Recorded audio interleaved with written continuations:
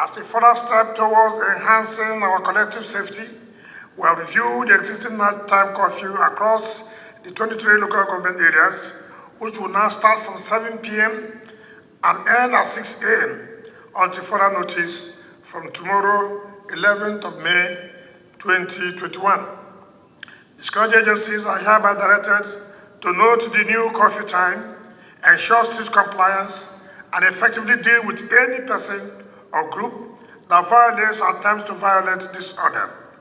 We have reviewed and for the moment declined the pressure on the state government to activate our youth to defend the state from these terrorists, because we don't want to complicate our very delicate security situation by creating opportunities for some other monsters to emerge.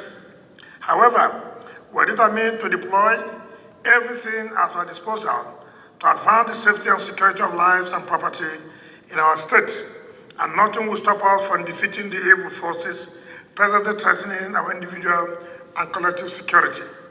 We continue to appeal to members of the public to understand with us in the midst of the economic troubles that our actions may inflict, as our one and only aim is to achieve and sustain the maximum security of lives and property in our dear state.